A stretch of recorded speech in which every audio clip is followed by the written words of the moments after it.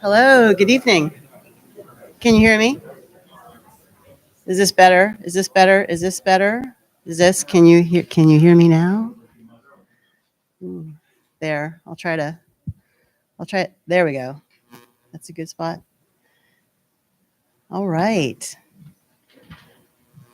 Well, welcome everyone to Sac State. And for those of you here at Sac State, welcome to the Hind and to our wonderful Senator Nicholas Petris inaugural lecture. My name is Dr. Christina Bellin, and I am the interim dean of the College of Arts and Letters, under which is housed the Hellenic Studies Center and the Hellenic Studies Minor. We're very proud to have this event to launch our spring semester.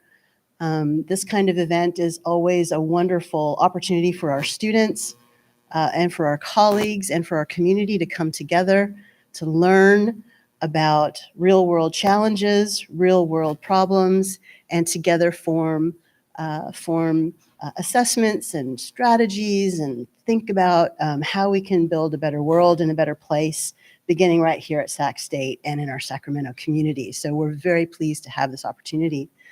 We're also very pleased to have such an impactful and significant former world leader here with us tonight. I believe he's running a little behind any minute, so arriving any minute. So I'm being told to stretch. And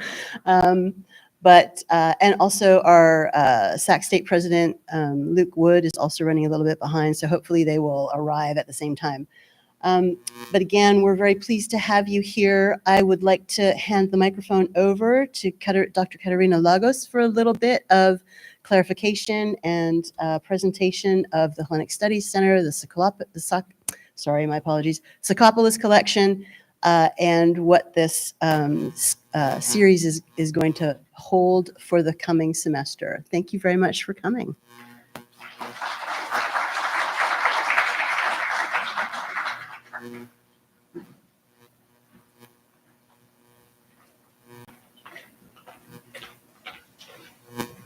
Kalispera. Good evening, and thank you for being so patient with us as we wait for our guest speaker to arrive. As Dr. Bellin said, I'm Katerina Lagos. I am professor of history and the director of the Hellenic Studies program and the Angela Cade Sacopoulos Hellenic Studies Center here at Sacramento State. It gives me incredible pleasure, and it's a privilege to have tonight's lecture. If you've gone to the library, if you've attended events here for over 20 years, you've seen the program grow, the library grow, and there's a special room in the Sacopoulos Hellenic collection called the Senator Nicholas Petris Room. Today, starting today, we will have the inaugural Senator Nicholas Petris lecture that will be along with the room. So in a sense, what the lecture being over at San Francisco State has come and found a new and more permanent home here in Sacramento. So that gives me great pleasure. The intent of the Petris Lecture is to present leaders and academic scholars who can inspire students and the general population to understand and appreciate the amazing legacy of knowledge, wisdom, and creativity found within the broad scope of the Hellenic culture.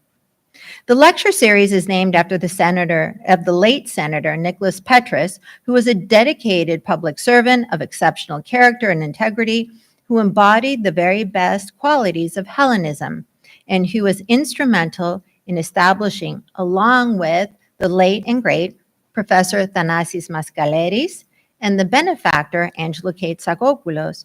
They were intent on creating the Nikos Kazantzakis Chair and Endowment in San Francisco State University in 1981. The program is closed, but we here in Sacramento have received the library, and now we have the lecture. So before we begin and we hear our guest speaker, there are two individuals that I'm going to be calling up to speak.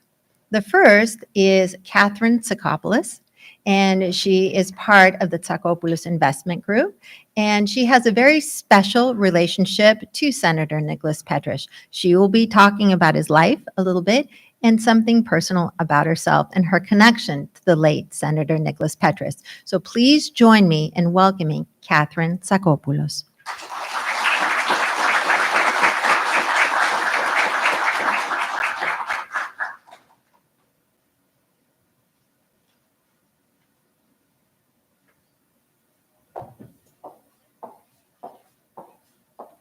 Thank you, Katerina.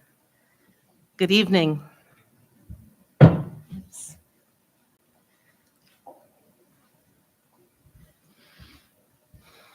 It's a privilege to be here today to talk about the life of Senator Nicholas Petris. I do so with a deep sense of gratitude for the difference he made in our lives, our communities, and to the state of California. Senator Petris was above all a man committed to the democratic ideas of fairness and progress. He was also my godfather. He not only gave me his guidance, but also taught me some of his principles. One of these was that Senator Petris believed that everyone's voices should be heard. His constituents' concerns were his concerns. I had the opportunity to intern for him in 1985. There I learned that he was a very well-read and eloquent man. I also saw that he was respected by legislators on both sides of the aisle. Yes, there was actually a time when ideas were debated instead of being shouted, and when you could still remain friends with the opposition. I remember a letter he sent to me as I was entering my senior year of high school and young adulthood. He advised, "What we need to do is learn from each experience and draw strength from it. The metal of strong character is forged on the tough anvil of experience, often strengthened by bitter disappointments." We also shared some misfortune together. We both had the experience of losing our homes in the Oakland Hills firestorm in 1991. Excuse me, it's rather interesting to witness the strong emotional response from an event that happened nearly 35 years ago. Senator Petris took this experience and dedicated himself to helping his neighbors rebuild their lives and their homes. It also inspired him to author legislation standardizing the equipment used by fire departments across California so that the trucks, hoses, and other equipment used by different fire departments would be compatible. Additionally, he crafted legislation creating a statewide emergency management system to coordinate agencies during disasters. Senator Petris lived a full life and had a lifetime of accomplishments. And now I would like to tell you a little bit about some of these. Born in Oakland, California in 1923, Nicholas Petris came from very humble beginnings. Although his parents met and married in Idaho, they immigrated separately from Greece. Senator Petris was very proud of his Greek heritage, often quoting Greek philosophers in his speeches, always seeking to enrich the legislative dialogue with a touch of classical wisdom. His influence was felt in the Greek community in California and beyond. His father worked for Southern Pacific Railroad as a locomotive mechanic, and his mother was a homemaker. As so many immigrants do, his parents believed their children could better themselves by receiving a good education and encouraged attending college. His father also wanted him to be a lawyer. Senator Petris received his bachelor's degree in journalism from UC Berkeley, but then his education was interrupted by his military service during World War II. He returned to Oakland in 1945 and was accepted to Stanford University Law School on the GI Bill, which without, he would not have been able to afford this education. This experience cemented his commitment to public funding for higher education.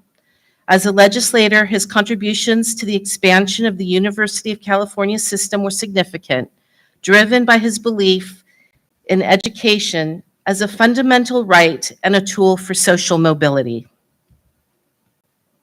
Senator Petris first became politically involved in the 1950s, working as vice chairman of the California Council of Democratic Clubs.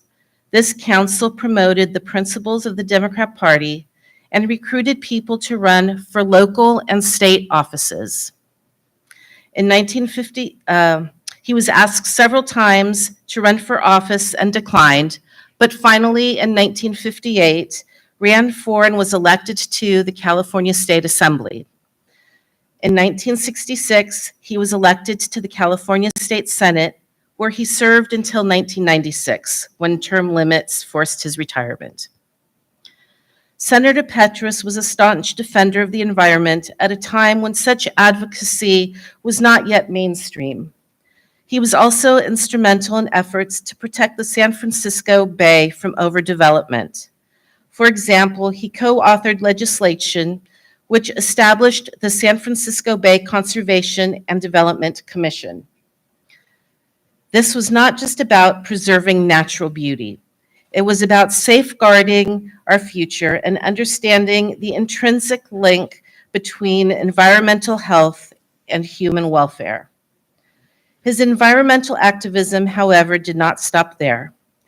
In 1969, he controversially proposed banning the internal combustion engine, an idea that might have seemed radical at the time, but resonates with today's push for electric vehicle adoption. I remembered speaking to him in the mid-1980s about this proposal and questioned whether it was realistic. He told me that he knew that the proposal was ahead of its time and that the legislation would not pass. Instead, he saw the publicity surrounding his proposed ban as helping the idea of a world without fossil fueled cars enter the collective consciousness.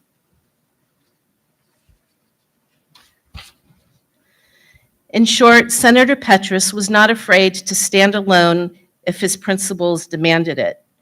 He believed the future could be shaped by the proposals and policies of today. In fact, his ideas were sometimes so far ahead of their time that staffers referred to the years between proposal and acceptance as the Petris gap. Senator Petris was a champion for the elderly and the disadvantaged. He worked tirelessly to ensure that housing, healthcare, and education were accessible to all. In 1987, Senator Petris sponsored a law that banned smoking on all commercial transportation in California. This law included in-state flights, buses, and other public transportation. The law spearheaded the effort to make transportation smoke-free throughout the United States. His tireless work in the California State Legislature spanned over 3 decades, a testament to his unwavering devotion to the betterment of our state. His career was defined not by self-interest or political posturing, but by a deep commitment to service and the principles of equality and justice. We should remember Senator Petris for all of these reasons. Some of you may have memories of him. For me, he was more than a giant of California politics. He was more than my godfather. He was a friend to my family. He was a man who would check in on me when I was a little girl and someone to talk to when I grew up and actually had something to say. He was also a man who could be counted on bringing a carton of Dreyer's ice cream whenever he visited. Thank you. Thanks, Katerina. Thank you, Catherine, for that very rich and personal overview of Senator Nicholas Petris. And now we're going to have the individual who will be introducing the former Prime Minister George Papandreou, who is in the House. Before I introduce him, I would like to say that this lecture, this reception, has been made possible by a generous grant from the Modern Greek Studies Foundation and from the Tsakopoulos Hellenic Foundation. So thanks to them and their generosity, this lecture will be here now, next year, and for the future ahead. So our individual who will be introducing is Alex Papalexopoulos, PhD, who is a member of the Modern Greek Studies Foundation. He's a member of the board. And in his free time, spare time, he's the CEO of ECCO International. So please join me in welcoming Dr. Alex Papalexopoulos.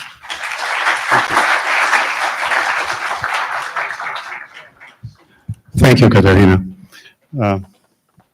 Ladies and gentlemen, esteemed guests and friends, it's both a privilege and a great honor to welcome you today to the annual lecture dedicated to the legacy of the late California Senator, Nicholas Petris.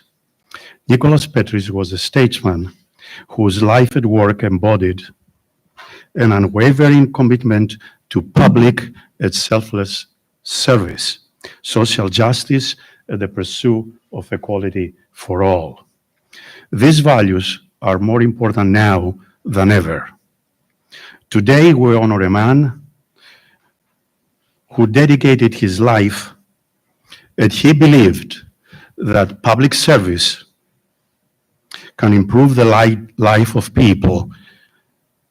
This event, however, is not only a reflection of the past, but it's a way to think about the future. It's an opportunity to reflect on how the values championed by the late senator remain alive and well today. Senator Petris was a son of Greek immigrants.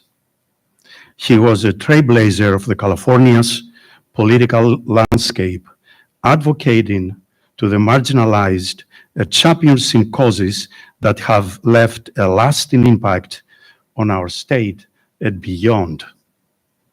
His contributions remind us of the power, actually the transformative power of public service when it's guided by empathy, integrity, and vision. Tonight, as we gather here in this sacred place of knowledge and research to celebrate his legacy, we are deeply fortunate to be joined by another distinguished leader of Greek heritage who has left an indelible mark on the global stage, the Excellency George Andreas Papandreou, the former Prime Minister of Greece. George Papandreou personifies the best values. These values, a man who has dedicated his life to serving the public good both in Greece and the international community. As the son of Andreas Papandreou, a grandson of George Papandreou, two towering figures in the Greek political history, Mr. George Papandreou carries forward a legacy of leadership rooted in a profound commitment to democracy, progress, and international cooperation.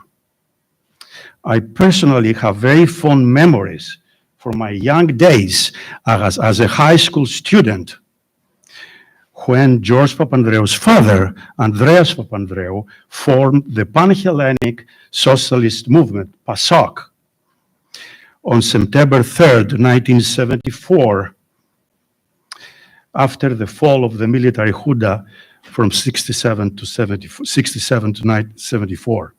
PASOK was established as a democratic, socialist, and progressive force advocating social justice, national independence, and economic reforms. His famous slogan, "Change, αλλαγή," resonated with so many young Greeks, including myself, for a break from the political and economic structure that had dominated Greece prior to his leadership. Andreas Papandreou's change symbol symbolized a profound shift in the country's priorities and governance, addressing long-standing inequalities and unfulfilled aspirations of the Greek people. George Papandreou left his own profound mark on Greek politics. He was born in St. Paul, Minnesota, when his father was a professor at the University of Minnesota. He was educated in the US and Sweden, and he began his political career as a member of the parliament for the Pan-Hellenic Socialist Movement, PASOK. Prior to becoming prime minister in 2009, he held various ministerial positions, including Minister of Education and Religious Affairs and Minister of Foreign Affairs. As a foreign minister, he focused on improving the relationship of Greece with Turkey. It played a key role in the European Union accession talks for Cyprus. Mr. Papandreou is a visionary leader who championed the principles of social justice, transparency, and peace in a world that so desperately needs them now. During his tenure as Prime Minister from 2009 to 2011, George Papandreou steered Greece through one of the most challenging times in the Greek history. He demonstrated resilience, determination, and the steadfast belief in the values of unity and solidarity. During the financial crisis, he chose to take a path of reform, not an easy path. He was at the forefront of managing the nation's financial crisis. He established international cooperation and agreements with Troika, the European Union, the European Central Bank, and the International Monetary Fund. His tenure was marked by unpopular austerity measures that were absolutely necessary to correct the problems that Greece faced at the time. He demonstrated courage and a strong belief in the collective good. Such courage is a rare quality in leaders. As was Winston Churchill once said, courage is the first of human qualities because everything else is guaranteed by that quality. He's credited with economic reforms that he instituted, the transparency initiatives, and his efforts for international cooperation. he introduced measures to reduce the Greece fiscal deficit, which included, of course, tax reforms, structural changes, and spending cuts, which, of course, were unpopular. He worked to position Greece as a regional partner in Southeast Europe and Mediterranean, fostering cooperation with many countries, including Israel, which is so important to remember today. I want to specifically mention the program Diavia, the Open Gav initiative he introduced to increase transparency that Greece needed so much, accountability and public participation in government decision-making by leveraging digital tools and open governance principles. Despite the challenges the program faced during those times due to bureaucratic resistance and public skepticism because of mistrust, I believe that the program Diavia, the Open Gav, is a pioneering step in Greece's efforts to align the governance practices with global open governance standards, leaving a lasting legacy in the movement for transparency and accountability. I personally have vivid memories during those trying times while I worked very closely with George Papandreou's Minister of Environment, Energy and Climate Change, Tina Birbili. I worked very closely with her during those trying times because there were energy provisions in the Memorandum of Understanding, the Mnemonio. And Greece had the responsibility to meet those obligations. So I worked very closely, and as part of this effort, I was going to Greece pretty much every 6 weeks for years. From that experience, it became very clear to me the commitment of the George Papandreou administration in renewable energy, strong climate change policies, and environmental accountability and protections. After resigning in 2011, Papandreou continued to advocate for progressive policies and reforms on the global stage as he served as the president of the Socialist International. Beyond his political accomplishments, Mr. Papandreou has been a powerful advocate in global dialogue and human rights, embodying the ideals that Senator Petris has held so dear. His life work serves as a testament to our struggle as citizens and aspirations in the global stage.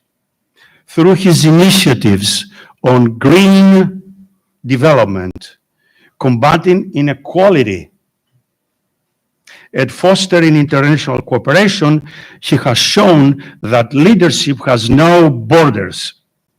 Time and time again, George Papandreou has championed the need to build bridges between nations in a world that too often, especially today, erects walls. With deep admiration for this extraordinary individual we have the privilege of hosting today, I invite you to welcome George Andreas Papandreou, a man who teaches that a true leader is not the one who takes the easy path, but one who carves out a new path of reform for future generations. As he takes the stage today to honor Senator Petris, we look forward to his insights on the pressing challenges of our times and the enduring lessons of leadership that unite us all across borders, generations, and cultures. Please join me in warmly welcoming former Prime Minister George Andreas Papandreou.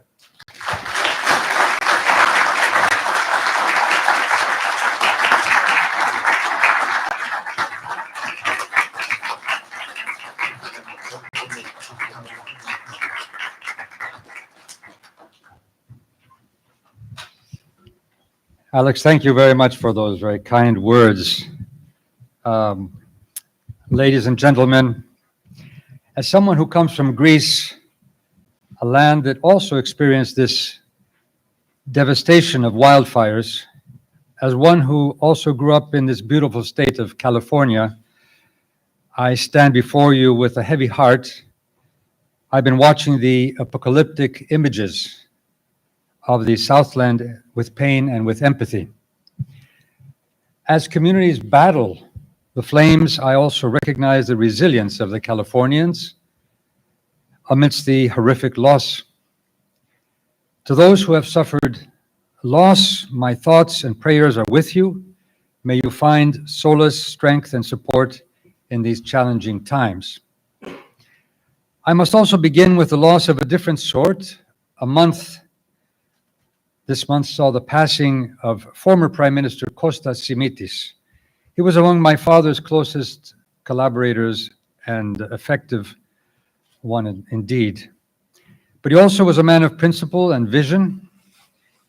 Even before the 1967 military coup, he played a key role in articulating a center-left vision for democratizing Greece's politics and modernizing its economy. Succeeding my father as prime minister in 1996, Simitis continued PASOK's mission of transforming Greece into a modern parliamentary democracy. From 1999 to 2004, I was privileged to serve as Simitis' foreign minister. I worked closely with him on some of his major accomplishments. You mentioned them, Alex, Cyprus's accession to the European Union, while we developed a new and European framework for our neighbor Turkey as well as the Balkans, and Greece's entry into the Eurozone with the adoption of the EU's common currency, the euro.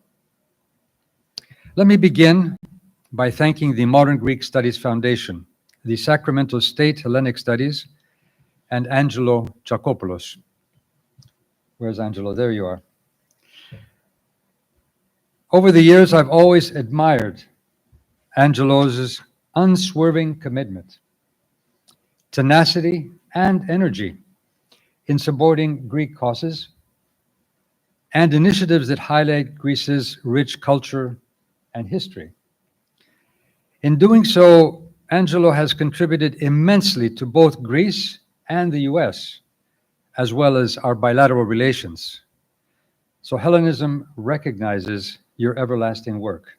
Thank you, Angelo. Of course, I also want to thank Professor Katerina Lagos, or Lagos. She has invited me to deliver this inaugural lecture to honor Nicholas Petris and has meticulously organized an adventurous program for me these days in California. Let me also thank the senior advisor to the president, Mark Wheeler, who has been very welcoming. And we also have had the time to exchange some exciting ideas of possible cooperation with Greece. Thank you, Mark. I'd like to take a moment to pay a special tribute to Thanasis Maskaleris. Through his writings on Palamas and Kazantzakis, Thanasis' contributions to Hellenism in the English-speaking world are, of course, well known to this audience. As the founding director of the Center of Modern Greek Studies, and work in establishing the Nikos Kazantzakis Chair, he was instrumental in keeping the flame of Hellenism alive in this state. I was delighted to learn that his private library is now part of the Tsakopoulos Hellenic Collection here at the Sacramento State University. Another aspect of Maskaleris' legacy is perhaps less known. During the dark years of the military dictatorship, he supported Greece's struggle for democracy by organizing what was called the BAFPAC, which is the Bay Area Friends of PAC, the Pan-Hellenic Liberation Movement, then organized by my father to fight the junta. PAC was transitioned into a parliamentary political party, PASOK, when democratic rule returned to Greece in 1974.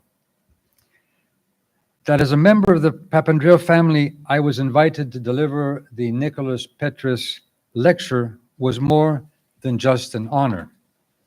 It also gave me the opportunity to delve more deeply into the relationship between Petris and my father, Andreas Papandreou.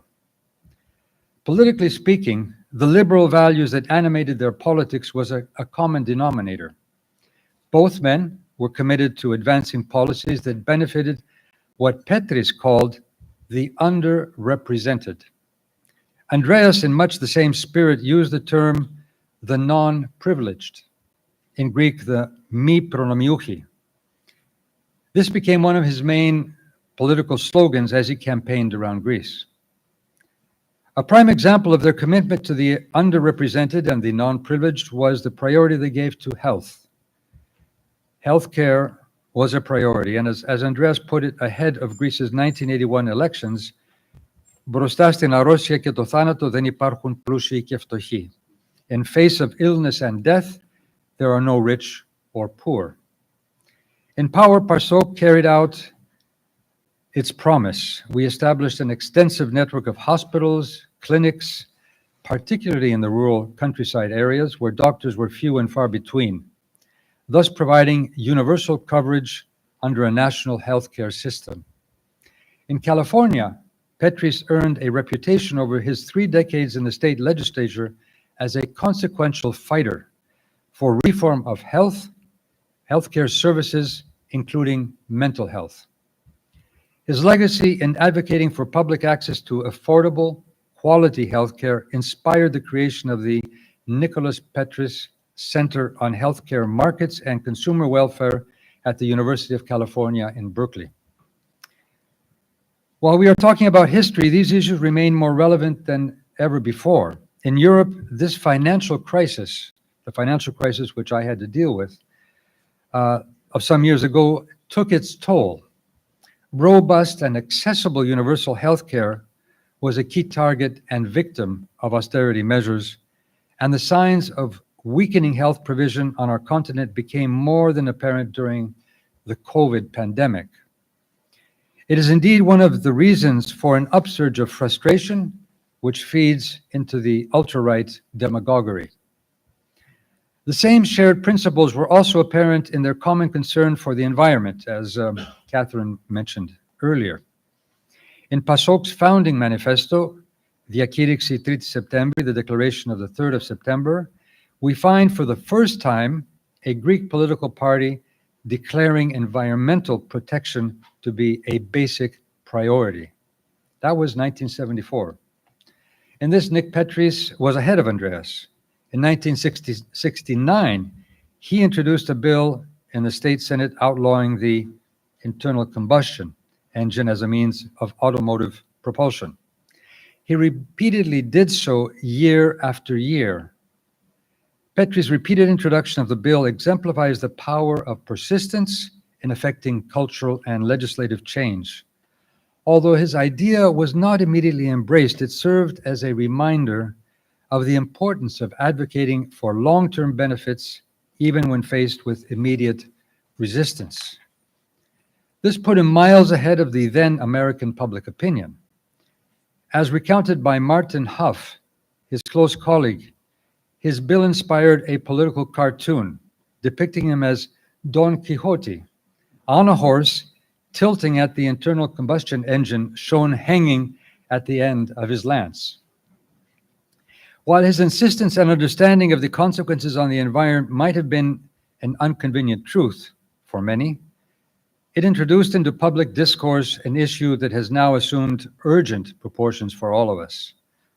The rise of electric vehicles, stricter emissions standards, and global efforts to phase out fossil fuels underscore that his so-called unrealistic vision has become a tangible reality. Petris' early advocacy highlights the critical role of forward-thinking legislation in addressing environmental crises. His efforts laid the groundwork for this broader acceptance of clean energy technologies and hopefully a genuine transition to more sustainable transportation systems. Nicholas Petris' legacy on this need should be highly respected. His actions remind us that the difficulties leaders face today to act beyond their immediate political pressures and look at a longer time perspective that challenges assumptions, prejudices, and the status quo need to be overcome. His legacy is a call to current policymakers to embrace bold, seemingly impractical ideas that prioritize long-term sustainability over short-term convenience. His example underscores the transformative impact of visionary leadership in tackling global challenges. This is not easy in a polarized political environment. And in recent years, in my role in the Council of Europe as General Rapporteur for Democracy, I've been looking at ways to enhance citizen participation as a means to give citizens agency in dealing with the challenge of climate change.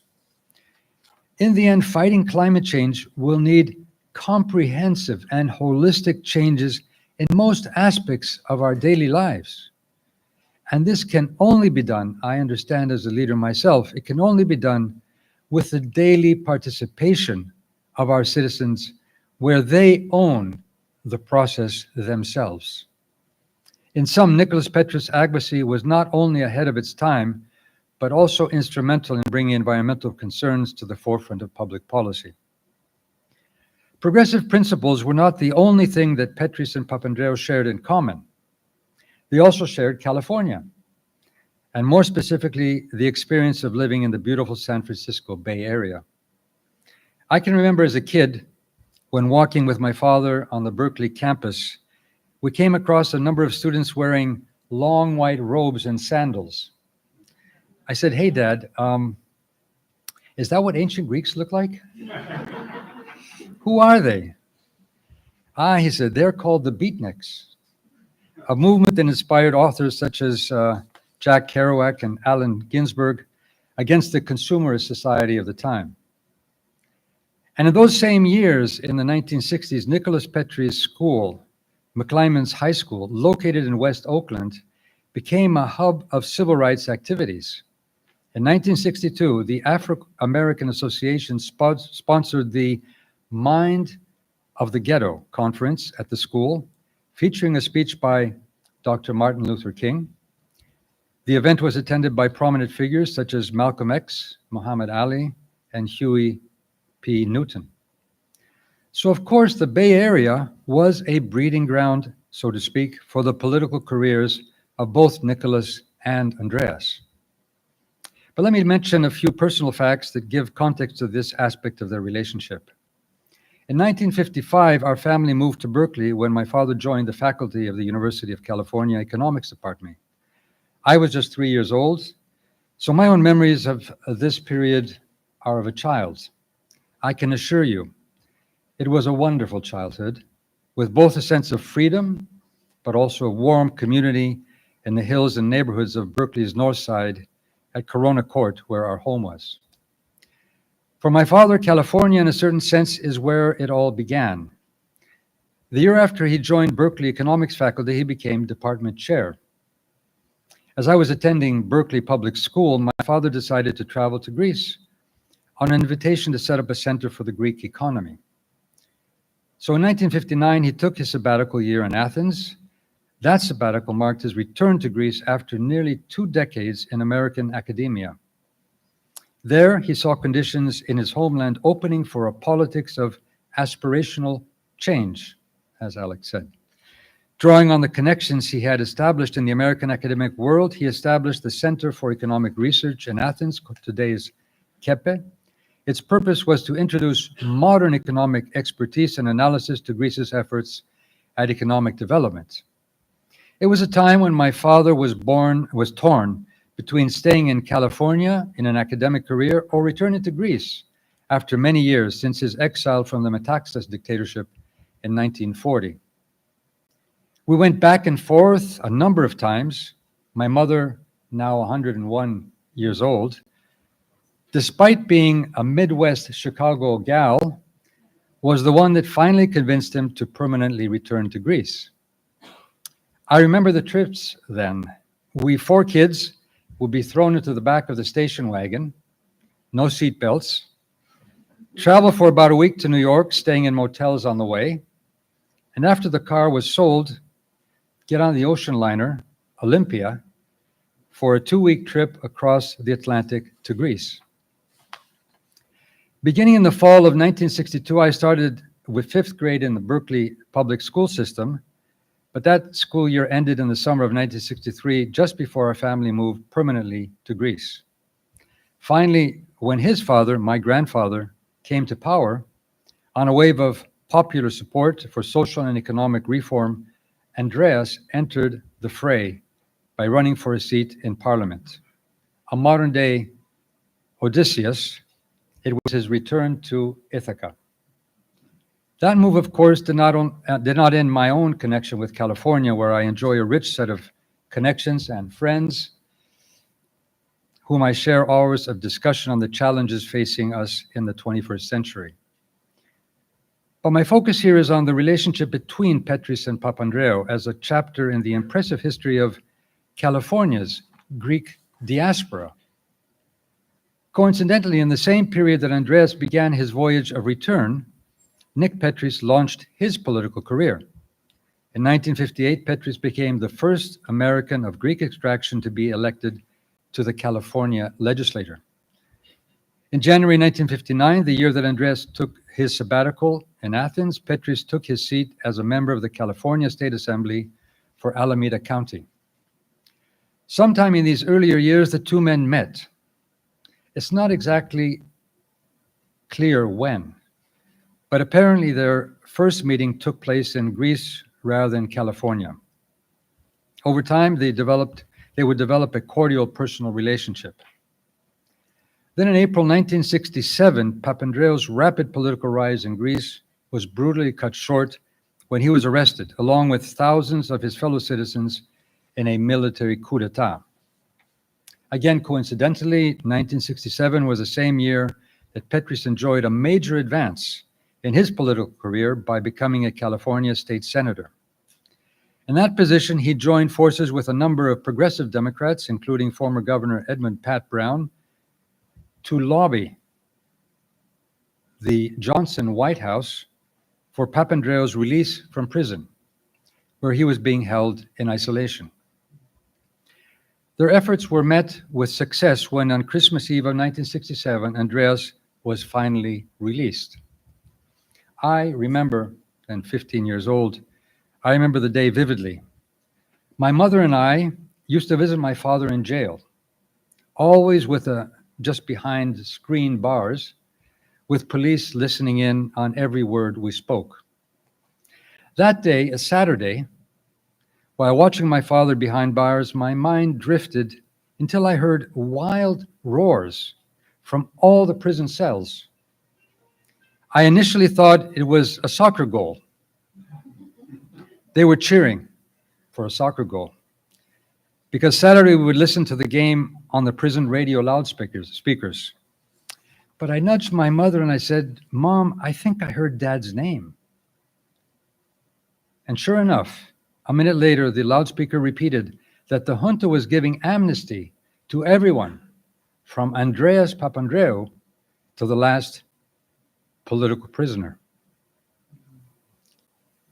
So I can only but truly be thankful for Nicholas Petris and all those who successfully campaigned to free my father. We genuinely did not know if we would ever see him alive and free out of prison. Our family soon went into exile. Then some 7 years later, after the junta collapsed in 1974, we returned to Greece and my father founded his movement, PASOK. Over the next several years, Petris met with Andreas whenever he visited Greece, which was roughly twice a year. Those visits continued after my father became prime minister in 1981, despite the heavy demands on his schedule. In the oral history Petris gave to the Bancroft Library at UC Berkeley, he recalls that Andreas was always very gracious and generous with his time. Occasionally, these visits would have an official character, like when Petris led a World Affairs Council delegation in Greece in the late 1980s. Andreas invited the delegation to our home in Kastri and spent a couple of hours with them discussing regional issues.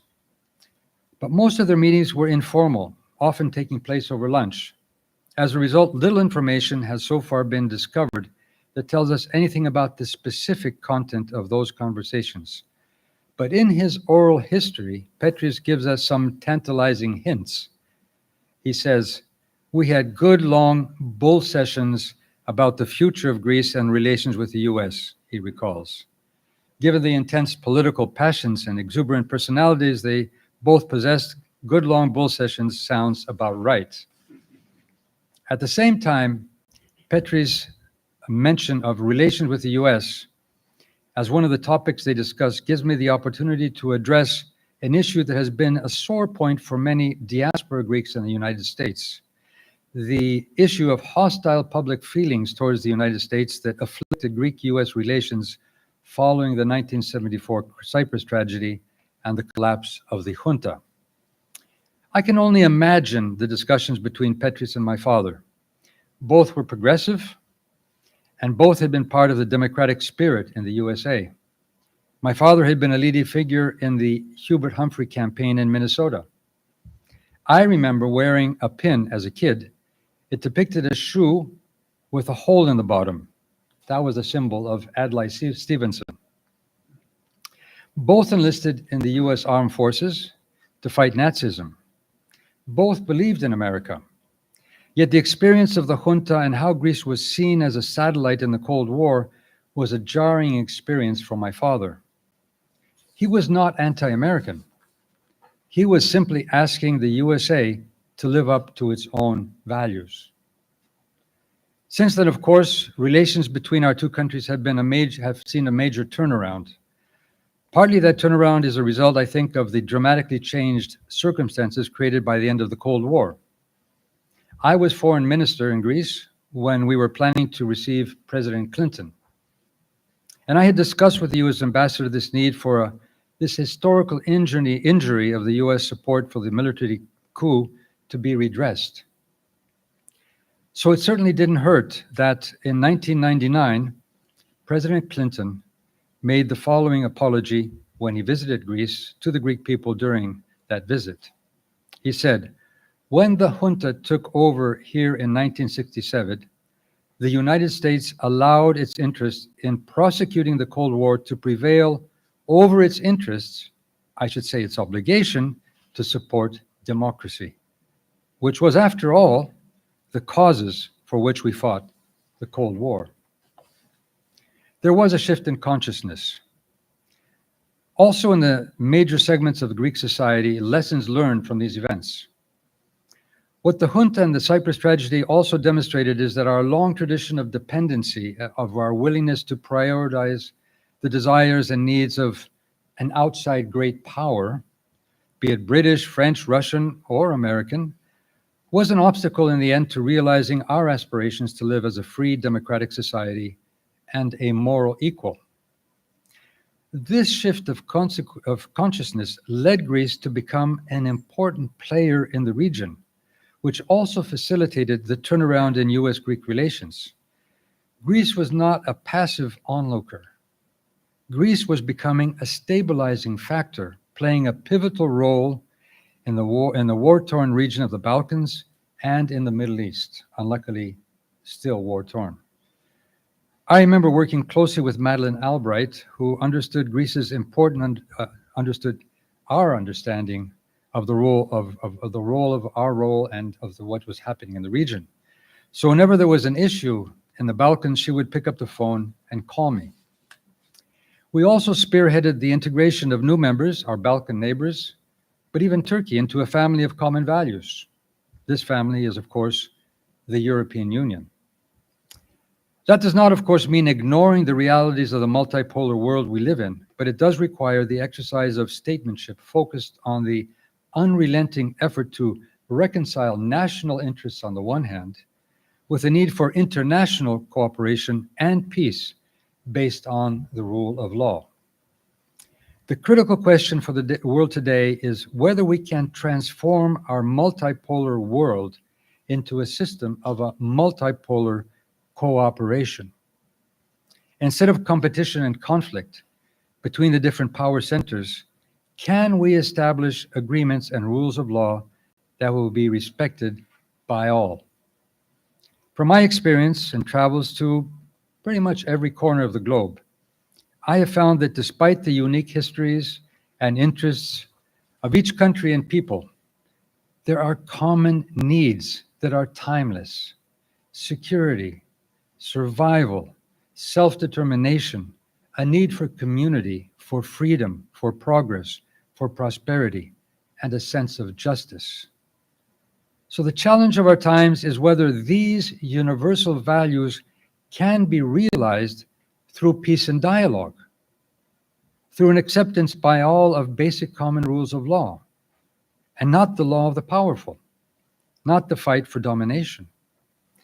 And today, humanity has amassed huge powers. California knows this well with its tech giants.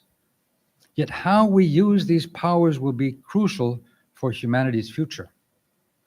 For if the law of the powerful prevails, we will face a situation where the unrestrained ambitions of the powerful in the driver's seat will bring about new catastrophes and wars.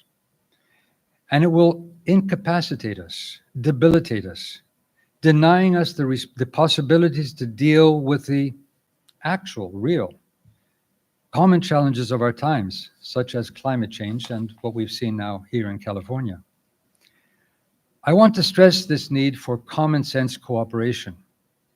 It may be a natural knee-jerk reaction when we face crises, when we face storms, when we face adversity and pain, to run into our homes, find solace with our loved ones, close the doors to keep out the wild winds or fires. And that natural knee-jerk reaction has sparked a wave of nationalism, isolationism, characterized by such events as Brexit. Yet no one today is an island. Sometimes when I was in a crisis, in a difficult moment, I would say, I'd go off to a Greek island and play my guitar and forget everything else. But then, you're on a Greek island and who knows, maybe there'll be 100 refugees coming, or maybe when you swim down there, you'll see, the plastic from not only the ancient ruins, but the plastic from environmental change, or the tropical fish coming in because the sea has changed. So no one today is an island. And certainly the issues, whether climate, pandemics, migration, use of AI, cannot be addressed by each nation alone. I know that from my experience dealing with the financial crisis in Greece. Greece could not have withstood a catastrophic bankruptcy if the EU and the US, and I worked closely with Barack Obama then, had not stepped up finally to provide support and protection from market hysteria. In this regard, the words of the ancient Greek legislator Solon are perhaps worth heeding. Amidst the turmoil that surrounded his efforts for reform, he addressed his fellow Athenians in a somewhat poetic way. So he said, "The public ruin invades the houses of each citizen." He warned, "And the courtyard doors no longer have strength to keep it away, but it leaps over the lofty wall." We think about walls, huh? "And even though a man runs in and tries to hide in chamber or closet, it ferrets him out." These are perhaps gloomy words for closing my remarks today, but they can also be read as a call to collective action in face of the temptation to withdraw from the world. And on this, we might also consult the wise words of General Makriyanis, a hero of the revolution of 1821. "The world," he said, "has no handles for one man to walk off with it over his shoulders. And when anybody is too weak for a job and by himself cannot take the load, he gets others to help." If I were to make some concluding words, it would be about Nicholas Petris.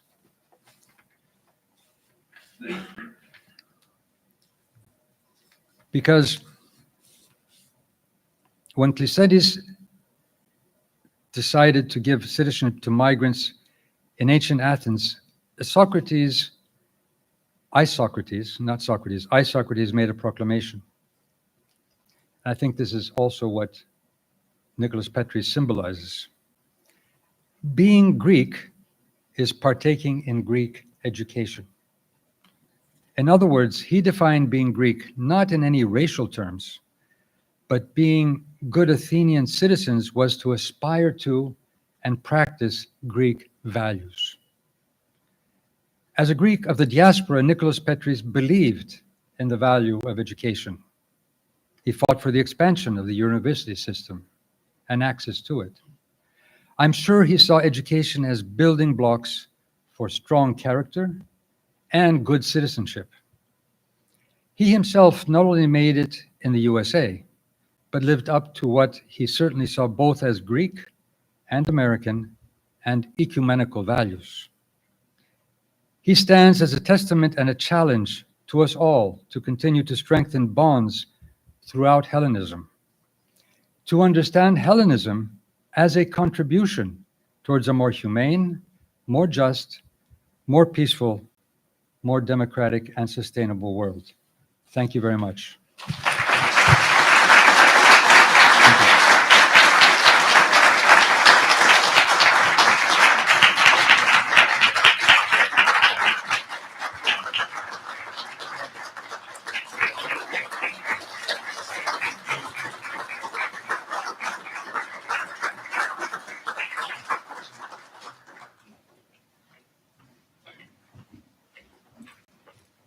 Thank you very much.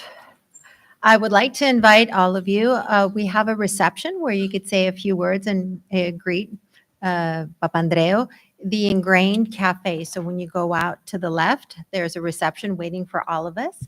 And I would like to thank Catherine, Alex, and the Modern Greek Studies Foundation. We have a strong showing over here. The president, Chris Gagnos. We have Peter Lagarius and Dimitris Karapanos. Where is he? Thank you very much for coming. And also for the Hellenic Studies Committee, we have our curator of the library, George Paganelis, over here. Nikos Lazaridis, Jeffrey Broad. We have Stavroula Kiritsi, George Juganatos, and anyone else am I forgetting here? I'm sorry. And Mark Wheeler, of course, who's also the lead advisor to our president, Luke Wood, here at the university. Thank you, distinguished guests. And thank you for joining us on this inaugural lecture for Senator Nicholas Petris. Thank you very much.